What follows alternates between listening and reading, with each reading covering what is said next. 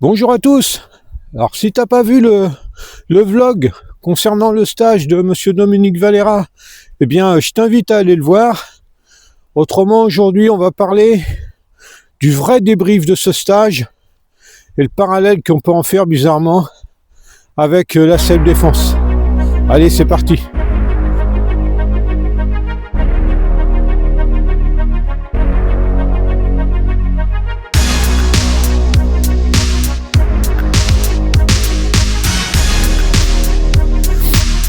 Bon alors les amis, qu'est-ce qu'on peut dire sérieusement de ce stage? Quelle instruction on peut en faire? Qu'est-ce qu'on peut en retenir? Eh bien c'est de ça qu'on veut parler. Étonnamment, vous allez voir qu'on peut en arriver bien très facilement à la self-défense. Et on va commencer dès le début. Alors, ce qui a été intéressant, c'est qu'il y a eu un vrai suivi, une vraie adhésion à ce stage, parce qu'il y avait beaucoup de monde.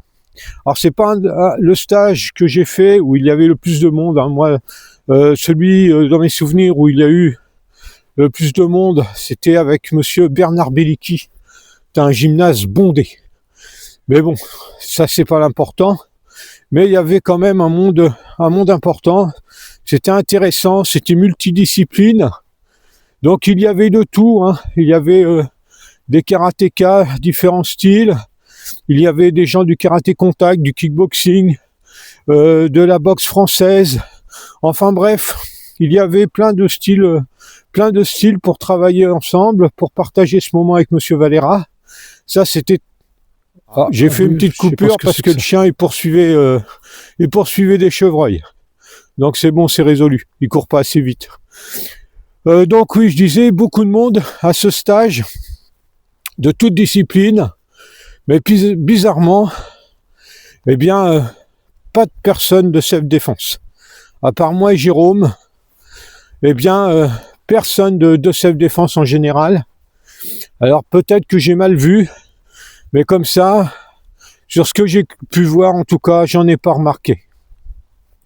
Et ça, j'ai trouvé ça étonnant. Pourquoi? Parce qu'on est à côté d'une grande ville, on est à côté de Tours, où il y a il y a pas mal de clubs de self-défense, de style très connus, reconnus par fédération notamment. Et eh bien, personne à ma connaissance dans ce stage. Et ça, je trouve ça un petit peu étonnant.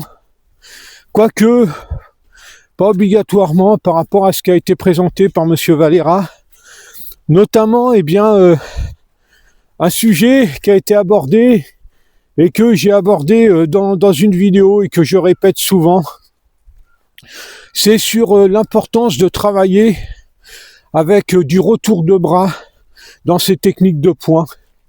Et il a mis justement le point sur le fait que, eh bien, le retour de bras est extrêmement important pour mettre du réalisme dans ce que l'on fait. Pourquoi? Eh bien parce que personne ne frappe en gardant le bras tendu. Et que donc, pour mettre du réalisme dans son enchaînement, dans ce que l'on propose, il faut qu'il y ait du retour de bras. Et ça a été mis en avant et ça m'a bien plu parce que lorsque j'ai fait cette vidéo pour dénoncer toutes les techniques proposées, les enchaînements proposés en self-défense avec ce bras qui reste tendu, eh bien la vidéo et le short qui en est sorti de cette vidéo, eh bien c'est le short et la vidéo qui ont eu le plus d'avis négatifs sur la chaîne. Le plus d'avis négatifs sur la chaîne, ça a été ça. Près de la moitié des avis ont été des avis négatifs, donc c'est quand même extrêmement important. Pourquoi? Eh bien parce que ceux qui ont visionné les vidéos, je pense, eh bien c'est des gens qui pratiquent ou qui enseignent en self-défense, eh bien ce type d'enchaînement présenté comme faisable en situation réelle, avec ce point tendu. Et là, eh bien, le fait qu'une pointure comme Monsieur Valera mette l'accent sur ce détail, eh bien, m'a semblé extrêmement intéressant. Et imaginez des pratiquants de self-défense ou des instructeurs de self-défense venant dans un stage comme ça et entendant Monsieur Valera leur dire que, eh bien, tout ce que tu fais avec le bras tendu, eh bien, c'est pas crédible. eh bien, ça veut dire que mon gars, tout ce que t'enseignes, c'est de la merde. Voilà, c'est pas plus dur que ça, hein. C'est comme ça, voilà.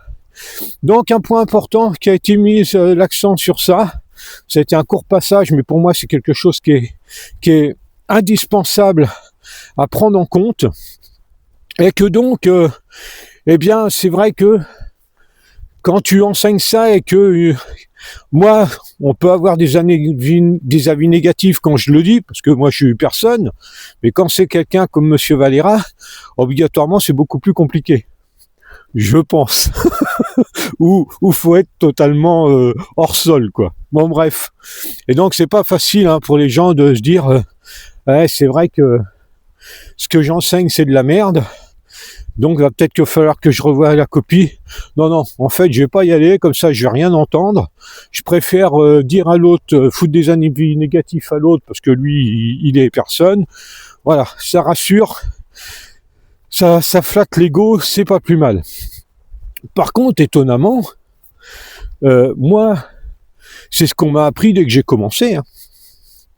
Dès que j'ai commencé, c'est ce que l'on m'a appris. On m'a appris à faire la différence entre le travail technique et le combat, que c'était deux choses différentes, ça n'avait strictement rien à voir, mais que l'un permettait d'améliorer l'autre. C'est ce que j'ai appris dès le début. Donc, l'accent a tout de suite été mis sur le fait, eh bien, en travail technique, tu peux avoir le bras tendu, ça permet à ton partenaire de travailler, mais après en combat, et petit à petit en travail technique en mettant du réalisme, eh bien, on a ce retour de bras ou ce retour de jambes même, parce que c'est valable pour les jambes aussi, hein. Donc ça, c'est pour ça que ça m'étonne pas. Moi, dès le début, c'est ce que l'on m'a appris. Donc voilà, hein, il n'y a rien d'inventé, hein. Ni de la part de Monsieur Valera, ni de mon côté, il n'y a rien d'inventé, et je me compare pas du tout à ce monsieur. Alors loin de là. Et bon, bref, c'est un passage qui m'a bien plu. Un deuxième accent qui a été mis, qui m'a semblé très important, c'est très intéressant et très important, c'est sur la différence aussi au niveau de l'entraînement, entre le combat et le travail technique, entre le sparring et le travail technique. Le fait de l'accent qu'en combat on voit l'autre comme un adversaire, et que lorsque l'on fait un travail technique, eh bien l'autre on doit le voir comme un partenaire, comme une façon de lui permettre de travailler et à soi de travailler. C'est une approche moi qui me plaît énormément. L'accent qui a été mis aussi sur l'importance de travailler doucement, de pas se précipiter, de travailler de manière très technique pour pouvoir après être efficace.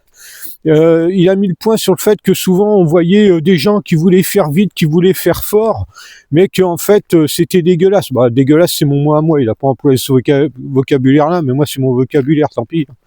Et donc voilà. Donc ça, c'était un point extrêmement important qui a été abordé. Et puis, eh bien, la possibilité de partager avec différentes disciplines, avec des gens venant de différentes disciplines. On se rend compte tout de suite que, eh bien, les gens du pied-point sont des gens extraordinaires. Mais bon, c'est pas nouveau pour moi, hein, je les ai côtoyés depuis longtemps maintenant. Donc je sais à quel point c'est des gens qui ont un grand cœur et qui sont dans le partage. Souvent, on montre du doigt l'individu éloigné, gros bourrin qui veut casser tout le monde, mais c'est vraiment anecdotique dans le milieu du pied-point. C'est un milieu plutôt bienveillant dans ce que j'en ai connu et dans ce que j'en ai encore vu aujourd'hui, pas aujourd'hui, hier.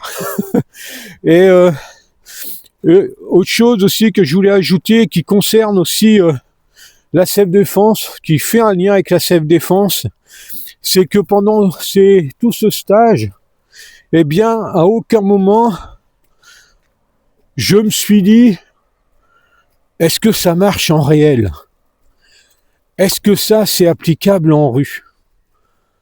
Est-ce que ça serait pas du mytho? Ben non. Dès que tu fais du pied-point, dès que tu es dans le pied-point, la question, elle se pose plus. La question, elle se pose plus. T'as pas lieu de te prendre la tête. C'est parce que ce que tu fais, c'est du concret. ce que tu fais, tu peux l'appliquer en sparring, en combat. Après, ça va peut-être pas marcher parce que tu maîtrises pas. Mais c'est applicable en combat. Tout de suite. Peut-être que tu vas te faire contrer parce que le mec est meilleur que toi. Mais c'est applicable en combat. Parce que l'autre, il a su lire ton action, il t'a devancé. Bon, bref. Mais la question, elle se pose pas. Et ça, c'est un point extrêmement important. Pour moi, ça va me permettre aussi d'avoir de la matière à enseigner, c'est-à-dire les techniques vues et façons de travailler qui ont été vues, d'essayer de... Alors moi, je dis pas m'en inspirer. J'aime pas ce mot-là. Parce que ce mot-là, s'en inspirer, ça veut dire que je prends et puis je modifie un petit peu. J'aime pas le mot inspirer. Moi, je préfère dire que je vais essayer de reproduire au mieux, ce qui a été enseigné. Bien sûr, parce que lorsqu'on reproduit, au moins on essaye de faire pareil. Quand on s'inspire, on prend un peu et on modifie. Donc moi, j'essaye toujours de reproduire ce que l'on m'a appris en faisant le mieux possible. Bien sûr, ça sera jamais au niveau de Monsieur Valera, c'est une évidence, mais au moins essayer de faire quelque chose le mieux dans mes compétences pour que ça puisse être utile aux personnes à qui j'enseigne. Et c'est pareil dans ce que j'ai appris auprès de mes 2 instructeurs en autodéfense. J'essaye pas de transformer ce qu'ils m'ont appris.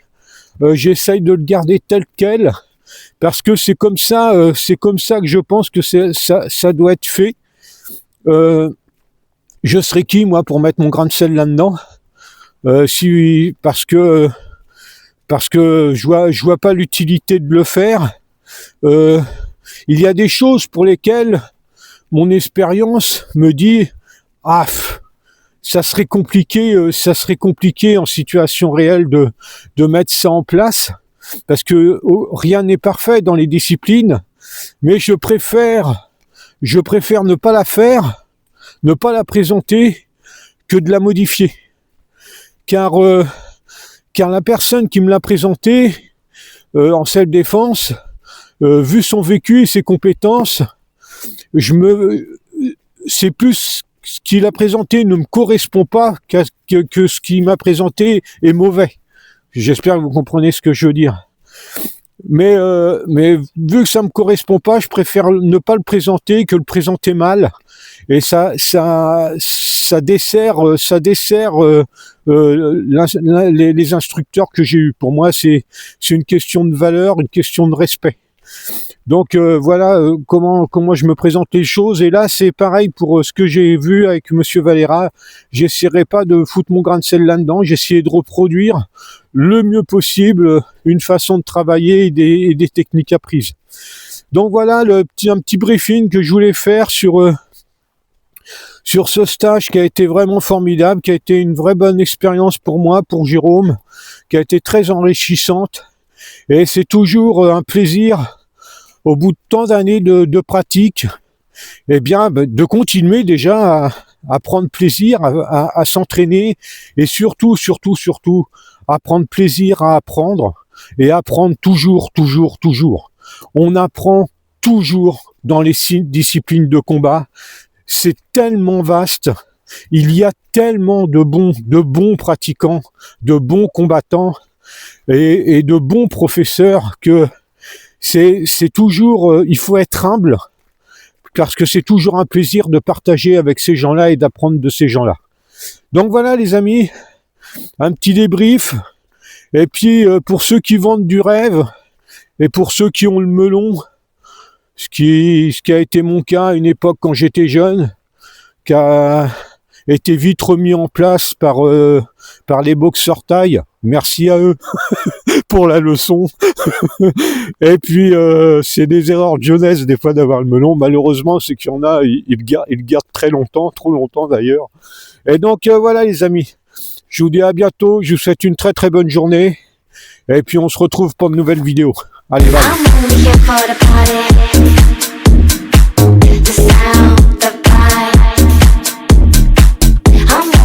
for the